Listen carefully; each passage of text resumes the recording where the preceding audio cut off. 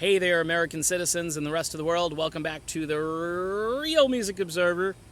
I'm Dave, and I'm observing real music in real time, in the real environment. And I'm doing it for you and me. Okay, that's that. All right. So,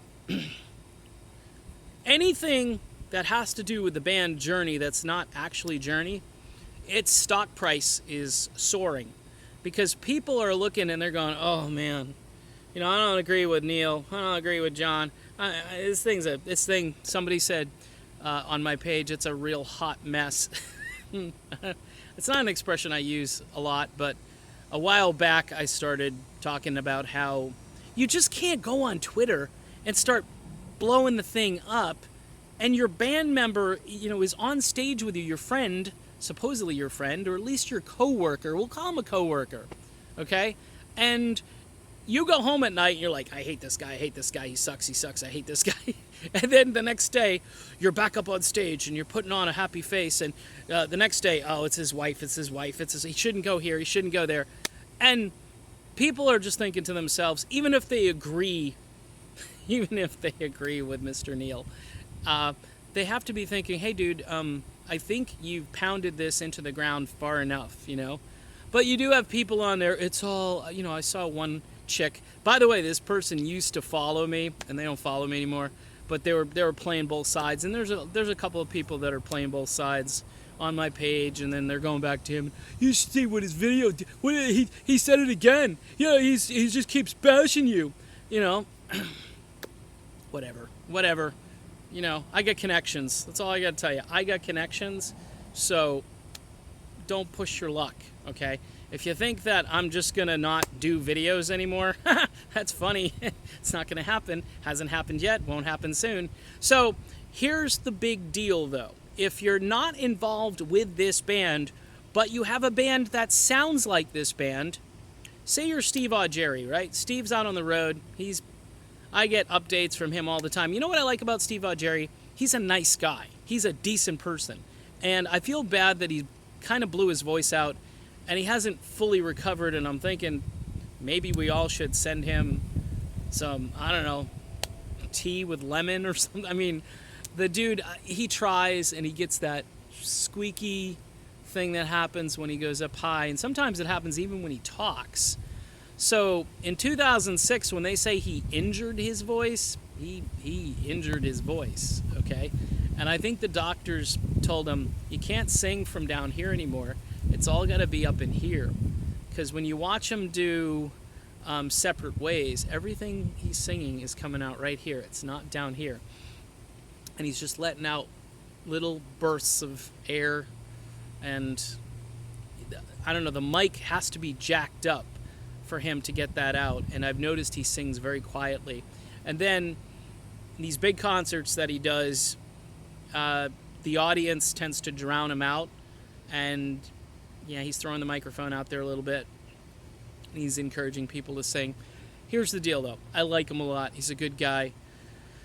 He's in the same boat as Arnell. He's trying to make a living for himself, and I'll tell you what, if he goes to South America, he'll sell out. He'll sell like 100,000 tickets because it'll say former lead singer of Journey. That's all it has to say. I mean, doesn't say former lead singer of Journey who still can sing just like he did in Journey. People don't care. They want a piece of the action. They want some history. They want to see Steve Augeri sing Journey songs. I hope, it would be miraculous. I just hope his voice recovers 100%. It would be awesome, and it would be total here's a middle finger, Journey. Now he's not that kind of guy though, so I get it. The other band, which I think is now finally getting some recognition, is this band Escape from Northeast Ohio.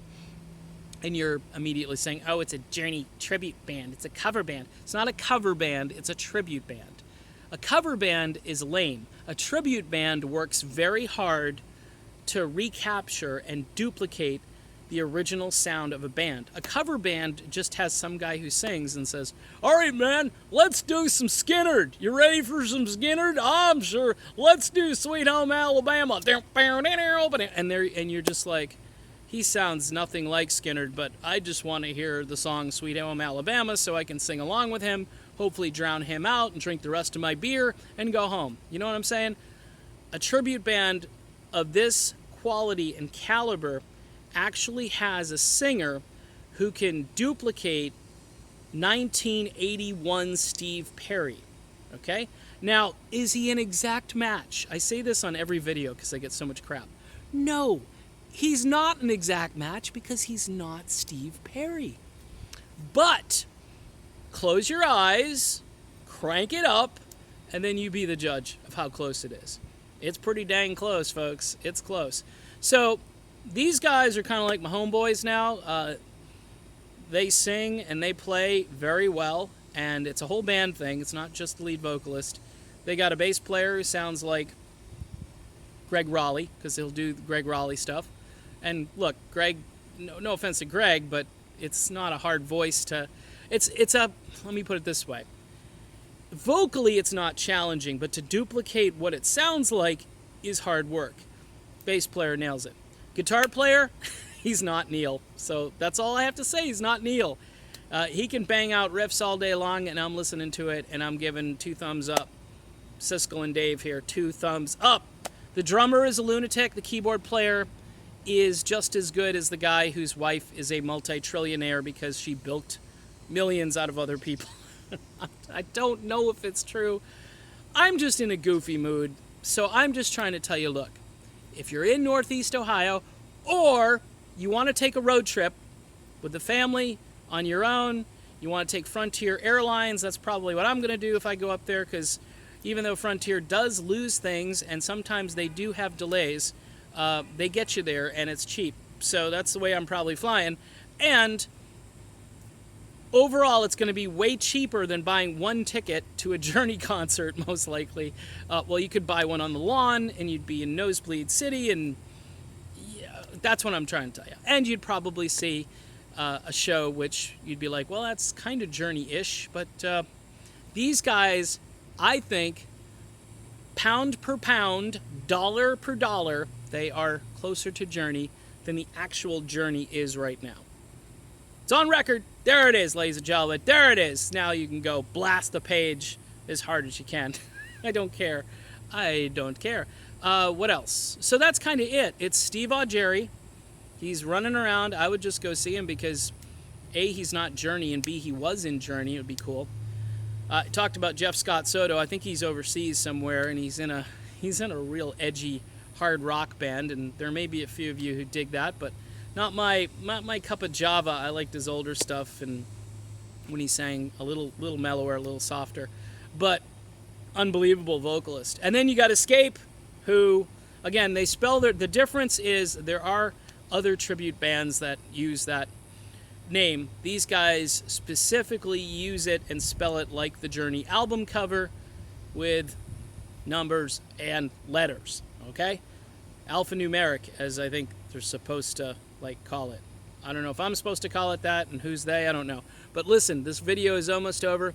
Please help these guys out. If you have a chance to go see them, check out their itinerary. It's journeytribute.com, journeytribute.com. You won't be disappointed.